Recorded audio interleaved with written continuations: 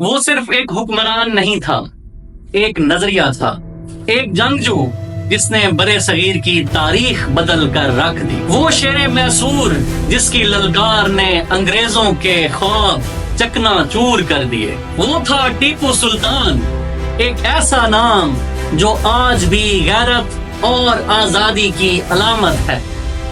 1 دسمبر 1751 دیوان حالی بنگلور کے قریب ایک چھوٹا سا گاؤں تھا جس میں ایک معصوم بچہ جنم لیتا ہے جس کا نام فتح علی رکھا جاتا ہے، جو بعد میں دنیا بھر میں سلطان ٹیپو کے نام سے مشہور ہوتا ہے۔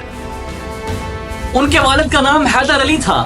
وہ ایک معمولی سے سپاہی تھے، لیکن ان کی غیر معمولی صلاحیتوں نے انہیں میسور کا طاقتور ترین حکمران بنا دیا۔ ٹیپو کو کم عمری سے ہی اردو، فارسی، عربی، تاریخ اسلام اور جنگی حکمت عملی کی تعلیم دی گئی۔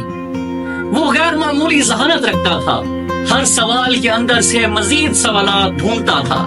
اس کی تربیت میں نہ صرف علم بلکہ جسمانی طاقت اور قیادت کی صفات بھی شامل تھی۔ دوستو 1782 میں حیدر علی کا انتقال ہو گیا، مگر ٹیپو آنکھوں میں آنسو یا غم لینے کی بجائے عزم لیے کھڑا تھا۔ اس نے صرف 31 برس کی عمر میں میسور کا تخت سنبھالا اور کہا، میں اپنے والد کی میراث کو انگلیوں سے نہیں بلکہ تلوار سے سنبھالوں گا۔ وہ صرف جنگجو نہ تھا بلکہ ایک اصلاح پسند اور ویژنری لیڈر تھا۔ ٹیپو نے سونے چاندی کے سکے جاری کیے جن پر کلمہ طیبہ اور عدل و ایمان اتحاد کا پیغام تھا۔ نیا مالیاتی نظام اور محصولات کا شفاف ڈھانچہ نافذ کیا۔ اسلحہ سازی، ریشم، کشتی سازی، سب شعبوں میں ترقی کی۔ فرانسیسی انجینئرز اور مقامی کاریگر ریاست کے کارخانوں میں مصروف عمل رہتے تھے۔ ٹیپو دنیا کا پہلا حکمران تھا جس نے راکٹ وارفیئر کو جنگی حکمت عملی کا حصہ بنایا۔ مدارس، لائبریریاں، ہسپتال، ٹیپو نے ہر شعبے میں کام کیا۔ ہندو مندروں کو مالی امداد دی۔ کہتا تھا، ریاست ماں ہے، سب بچوں کے ساتھ یکساں سلوک کرتی ہے۔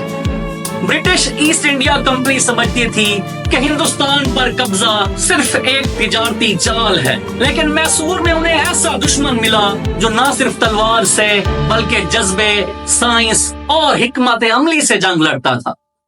جب پہلی اینگلو میسور وار شروع ہوئی تو ٹیپو صرف 16 برس کا تھا۔ وہ اپنے والد حیدر علی کے ساتھ جاں فشانی سے لڑا۔ یہ جنگ جنوبی ہندوستان میں لڑی گئی اور انگریزوں نے سوچا کہ میسور کو آسانی سے زیر کر لیں گے، لیکن حیدر علی اور نوجوان ٹیپو نے ان کے قدم اکھاڑ دیے اور انگریزوں کو صلح پر مجبور کیا۔ دوسری اینگلو میسور جنگ 1780 سے 1784 میں لڑی گئی۔ اس بار ٹیپو کا کردار مرکزی تھا۔ اس نے راکٹوں کی ایسی فوج تیار کی جو دنیا میں پہلی بار جنگ میں استعمال ہوئی۔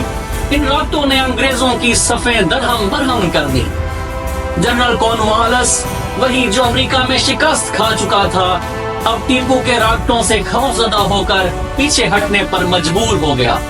دوستو ٹیپو نے دنیا کے ساتھ بھی روابط قائم کیے۔ فرانس کے نپولین بوناپارٹ، شاہ ایران اور ترکی کے سلطان کو بھی خطوط لکھے۔ جب نپولین نے مصر پر حملہ کیا تو ٹیپو نے امید کی کہ فرانس کی فوجیں ہندوستان پہنچیں گی، مگر وہ مدد کو کبھی نہ پہنچی۔ اب میدان میں صرف وہ تھا اور اس کی تلوار۔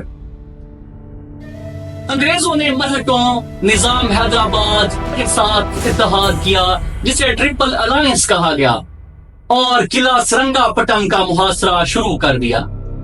دوستو جب ٹیپو سلطان نے میدان جنگ میں انگریزوں کو اپنے علم، طاقت اور وین سے پسپا کر دیا تو انہوں نے ایک اور چال چلی، اور وہ تھی سلطنت کی اندرونی کمزوری۔ برٹش ایسٹ انڈیا کمپنی نے تقسیم کرو اور حکومت کرو کی حکمت عملی اپنائی اور مقامی ریاستوں کے حکمرانوں کو خریدنے کی کوشش کی، لیکن اصل غداری ہوئی اندر ہی اندر۔ انگریزوں نے مرہٹوں اور نظام حیدرآباد کے ساتھ مل کر ٹیپو کو کمزور کرنے کی کوششیں تیز کی۔ انگریزی جاسوسی نیٹ ورک نے دربار کے متعدد عہدیداروں کو رشوت دی اور خط و کتابت چلائی تاکہ ریاست کے راز بے نقاب ہو سکیں۔ سلطنت میسور کی تباہی میں سب سے بڑا کردار اپنوں کا تھا، اور ان اپنوں میں سب سے مشہور اور تاریخی نام میر صادق ہے۔ سلطنت میسور کے وزیر خزانہ اور ٹیپو کے مشیروں میں سے تھا۔ دراصل یہ ایک سلطان پسند درباری نہیں بلکہ خفیہ ایجنٹ بن چکا تھا۔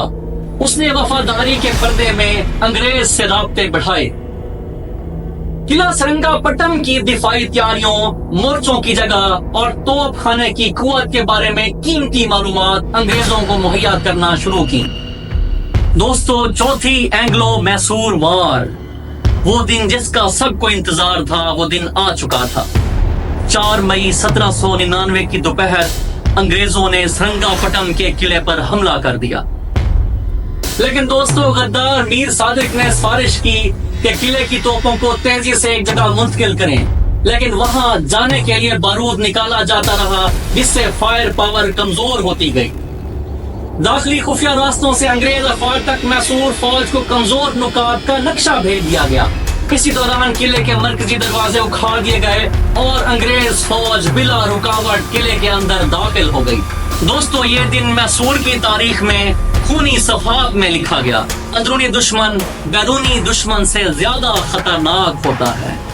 دوستو، یہ سب جب سلطان کے علم میں آیا تو اس نے خوب کہا، اس نے کہا آج ہم غلامی نہیں بلکہ شہادت کو قبول کریں گے۔ وہ قلعے سے باہر نکل کر بیرونی دیوار کی طرف بھاگا تو غداروں نے قلعے کے دروازے اندر سے بند کر دیے۔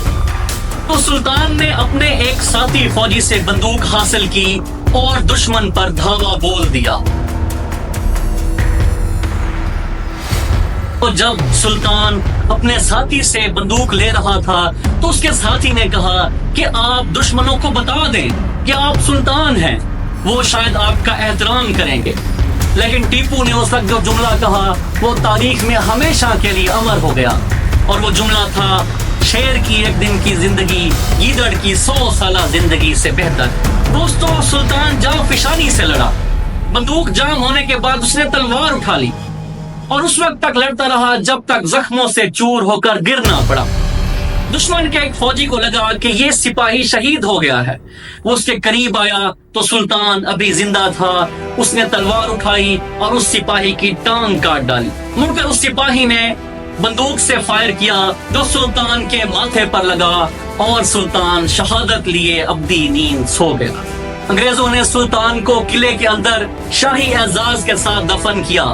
اس کی تلوار خاموش ہو کر لندن پہنچ گئی، لیکن اس کا جذبہ آج بھی برصغیر پاک و ہند کے لوگوں کے لیے خون گرمانے کا باعث بنتا ہے۔